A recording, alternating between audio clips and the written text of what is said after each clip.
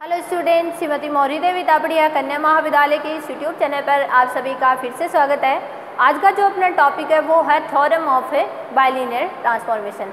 Previous video में अपन bilinear transformation के बारे में डिस्कशन कर रहे थे कि बाइलिनियर ट्रांसफॉर्मेशन अपनी किस तरह से डिफाइन होती है और उसके लिए एक अपन ने थ्योरम जो है इम्पोर्टेंट जो अपनी एलिमेंट्री ट्रांसफॉर्मेशन के लिए थी उसको अपन ने यहाँ पर डिस्कस भी किया था। ठीक है, आज की वीडियो में अपन बाइलिनियर ट्रांसफॉर्मेशन की एक और इम्पोर्टेंट थ्योरम है उसको यहाँ पे डिस्कस करेंगे और वो अपनी सर्कल और किसी लाइन पर बेस्ड है। ठीक है, और उसकी इमेज पर बेस्ड है। उसको अपन देखेंगे कि अगर कोई यहाँ पे कॉम्प्लेक्स नंबर यानी कॉम्प्लेक्स प्लेन के अंदर अगर अपन कोई सर्कल और लाइन की जो इक्वेशन है वो लेके चल रहे हैं तो अपने को जो इमेज के अंदर है वो भी क्या मिलेगी, एक लाइन और सर्कल ही यहाँ पर फाइंड आउट होगा। उसको अपन आज की वीडियो में देखेंगे। तो सबसे पहले मैं थ्योरम का स्टेटमेंट लिखना चाहूँगी और फिर अपन उसके प्रूफ को स्टार्ट करेंगे। तो थ्योरम का स्टेटमेंट देखिए। थ्योरम का स्टेटमेंट जो है वो कुछ इस तरह से है कि प्रत्येक द्विरेखिक रूपांतरण, प्रत्येक बाइलिनियर ट्रांसफॉर्मेशन यानी द्विरेखिक रूपांतरण वृत्त या सरल रेखा, चाहे वृत्त ले लो या सरल रेखा ले लो, वृत्त की इमेज देखेंगे तो वृत्त मिलेगी और सर्कल की इमेज देखेंगे, लाइन की इमेज देखेंगे तो लाइन मिलेगी। वृत्त या सरल रेखा को वृत्त या सरल रेखा में प्रतिचित्रित करता है। वृत्त या सरल रेखा में प्रतिचित्रित करता है। यानी अगर अपन z तल के अंदर एक बाइलिनियर ट्रांसफॉर्मेशन के थ्रू अगर अपन z तल के अंदर क्या लेके चलेंगे, एक अगर सर्कल लेके चलेंगे तो अपने को w तल में भी क्या मिलेगा, सर्कल ही मिलेगा। और अगर एक सरल रेखा लेके चलेंगे यानी एक सीधी लाइन, तब अपने को वहाँ पे क्या मिलेगी, सीधी लाइन ही डिफाइन होगी। ठीक है, तो देखो स्टार्ट करते हैं अपन। सबसे पहले तो अपन जो बाइलिनियर ट्रांसफॉर्मेशन होती है अपन उसी को लेके चलेंगे। अपनी जो बाइलिनियर ट्रांसफॉर्मेशन होती है वो होती है W बराबर AZ plus B upon CZ plus D। और अपन जानते हैं यहाँ पे A, B, C एंड जो D है वो सभी किसको बिलोंग करते हैं, कॉम्प्लेक्स नंबर डिफाइन होते हैं। ये चीज़ अपन सभी जानते हैं अच्छे से।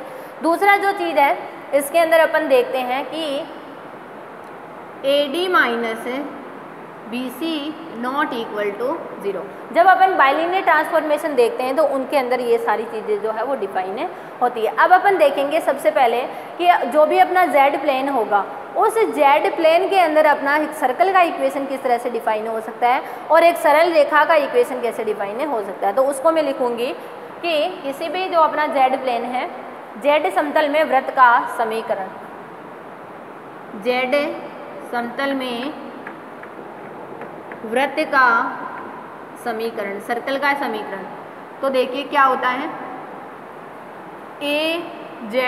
कैपिटल A होता है AZ Z bar plus B Z plus B bar Z bar plus यहाँ पे होता है C इक्वल टू 0। ये अपनी जो है ये होती है सर्कल की इक्वेशन। यहाँ पर आप कोफिशिएंट्स को देखिएगा, A और C ये तो होते हैं वास्तविक संख्या, रियल नंबर होती है ये।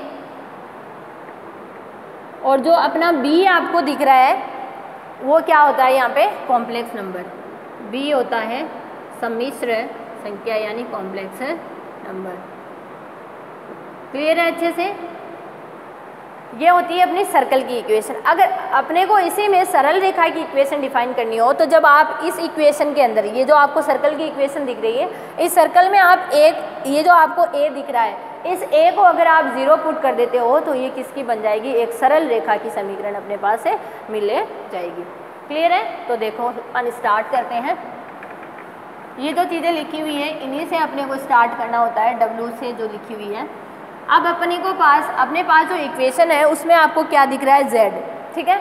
तो अपन यहाँ से जो ये w है, इस w से किसकी वैल्यू फाइंड आउट करेंगे, z की वैल्यू फाइंड आउट करेंगे, ठीक है। और w से अपन z की वैल्यू फाइंड आउट करके इसके अंदर यहाँ पर रख देंगे, ठीक है। अब मैं लिख देती हूँ सरल रेखा का होगी, a = 0 रखने पर सरल रेखा प्राप्त होगी।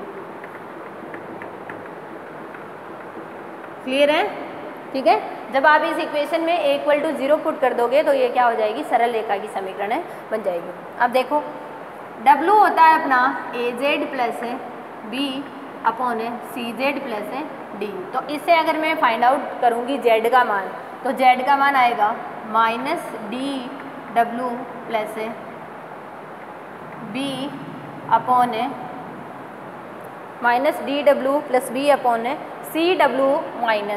-a। इस तरह से ये किसकी वैल्यू आ जाएगी, z की जो वैल्यू है अपने पास से आ जाएगी। अब जो ये z का मान आया है उसको यहाँ पर आप पुट कर दीजिए, ठीक है। z और z बार की फॉर्म में तो पुट कर देते हैं। a पहले z है तो az प्लस b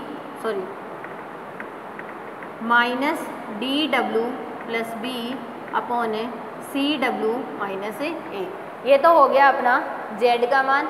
अब अपन रखेंगे किसका, z बार का मान।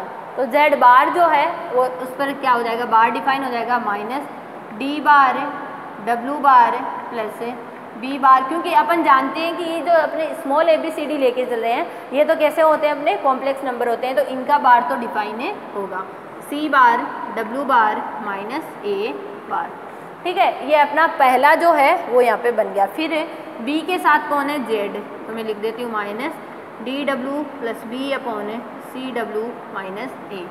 फिर b बार के साथ है z बार, तो -d bar w bar plus b बार/c bar w bar -a bar, ठीक है। ये वैल्यू अपन ने किसकी पुट कर दी, यहाँ पे b बार z बार की वैल्यू पुट कर दी। अब जो है वो अपन लिखेंगे यहाँ पे किसका, प्लस में क्या है, c है, तो लिख देते हैं प्लस में c = 0। ये वैल्यू अपन बन गई। अब अपन क्या ले लेंगे, इसका एलसीएम ले लेंगे, एलसीएम डिफाइन कर देंगे। तो देखिए अपन एलसीएम लेने के बाद अपनी इक्वेशन बनेगी -dw+b और -d bar w bar plus b बार। ऊपर वाला तो ये वैल्यू बच जाएगा, बाकी एलसीएम के अंदर जाएगा। यहाँ पर CW -a है तो ये किससे मल्टीप्लाई हो जाएगा, b -dw+b है और ये मल्टीप्लाई हो जाएगा -d bar c bar w bar -a बार से, ठीक है। ये इससे मल्टीप्लाई हो जाएगा। इससे आगे का जो टर्म है b बार वाला, b बार के साथ कौन है, -d bar w bar plus b बार है, तो ये किससे मल्टीप्लाई हो जाएगा, इसके एलसीएम में ये है तो ये किससे हो जाएगा, CW -a से हो जाएगा। और जो c है वो इन दोनों से ही होगा। c किससे डिफाइन होगा अपना, CW -a, ये स्मॉल c है और ये कैपिटल C है, कंफ्यूज नहीं होना है, ध्यान रखिएगा यहाँ पर। अब c bar w bar -a बार = 0। ये वैल्यू यहाँ पर अपने पास से बन गई है। अब देखो पहले अपन जो w बार वाली वैल्यूज़ है उनको एक साइड कर लेते हैं और फिर अपन इनको w के लिए अलग कर लेंगे, w बार के लिए अलग कर लेंगे। तो अपने पास जो पहली जो इक्वेशन थी, जैसे अपन z बार की फॉर्म में फाइंड आउट कर रहे थे, वो अपने पास यहाँ पर आ जाएगी। तो देखिए यहाँ पे अपना जो w बार होगा इसमें अपन देखते चलेंगे साथ साथ में। तो अपने पास आएगा पहला टर्म d बार, ठीक है। दूसरा टर्म देखेंगे तो दूसरा टर्म आएगा माइनस में c बार, ठीक है। और थर्ड आएगा अपना b बार माइनस में b बार d बार और c, ठीक है। और उसके बाद आएगा अपना कैपिटल C स्मॉल c बार। ये आएगा किसके मल्टीपल में, w बार के मल्टीपल में अपने पास फाइंड आउट होगा। इतना हो गया, अब आगे जो है वो अपन W के लिए देखेंगे। तो W के लिए जो है वो अपन मैं वैल्यूज़ को लिख देती हूँ, अपन यहाँ पे खोल के लिखेंगे तो आएगा minus A B bar D plus B A bar D plus B bar small b bar C minus C, ये कैपिटल C है, स्मॉल c और A बार। ठीक है, ये आएगा अपना W के लिए। फिर अपन देखेंगे W बार के लिए। तो W बार के लिए जो वैल्यू है वो आएगी अपनी minus A B D bar plus B B C bar plus B bar D bar A minus capital C bar A। ये आ जाएगा W बार के साथ। और जो अपनी कांस्टेंट वैल्यू है वो आ जाएगी A B bar minus capital B small b A bar minus B bar ये भी B बार और A plus C A bar equal to 0।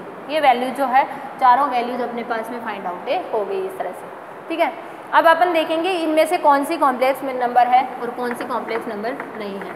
ठीक है, उनको अपन अल्फा बीटा गामा से अपन किसी से भी रिप्रेजेंट कर देंगे। तो आप यहाँ पर देखेंगे पहले टर्म को आप देखिए, पहले टर्म आप जब देखेंगे, जब इसके अंदर देखेंगे ये तो पहले से एक रियल नंबर है। D और D बार का मल्टीपल भी क्या आएगा, एक रियल नंबर आएगा। तो ये टर्म रियल नंबर, ये भी क्या आएगा, एक रियल नंबर डिफाइन होगा, ये भी रियल नंबर होगा। पर ये दोनों एक दूसरे से क्या है, इन्वर्स है, तो ये दोनों एक दूसरे से कैंसिल भी यहाँ पर हो सकते हैं। ठीक है, और ये अपना आपको दिख रहा होगा एक रियल नंबर ही यहाँ पर फाइंड आउट हो। तो कुल मिला के अगर अपन इस पूरे ब्रैकेट को देखें तो यहाँ से क्या रियल नंबर फाइंड आउट हो रहा है और उसको मैं क्या मान लेती हूँ, यहाँ पे अल्फा मान लेती हूँ। तो अल्फा W बार हो गया।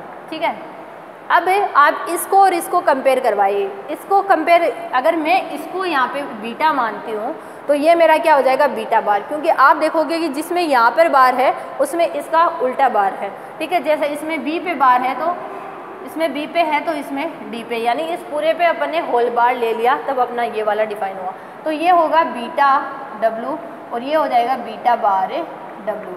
और ये जो थर्ड वैल्यू जो कांस्टेंट में है ये भी क्या होगी, एक रियल नंबर होगी और इसको क्या मान लेते हैं, गामा मान लेते हैं। तो अपन देख पा रहे हैं कि जब अपन जेड प्लेन के अंदर अपन एक सर्कल लेके चल रहे थे तो वो सर्कल जो है वो डब्ल्यू प्लेन के अंदर क्या फाइंड आउट हो रहा है, एक सर्कल की इक्वेशन की फॉर्म में ही फाइंड आउट हो रहा है। तो ये अपना यहाँ पर आज का जो थ्योरम थी उसको अपन ने इस तरह से यहाँ पर डिफाइन किया है कि जब अपन जेड प्लेन के अंदर एक सर्कल की इक्वेशन को लेके चलेंगे तो डब्ल्यू प्लेन में भी अपने को क्या होगा, एक सर्कल की इक्वेशन की फॉर्म में ही फाइंड आउट। ये आप देख पा रहे होंगे एक सर्कल की इक्वेशन का ही जो अपना पैटर्न है वो यहाँ पर अपने पास फाइंड आउट हुआ है। तो ये क्या होगी, सर्कल की इक्वेशन हो गई।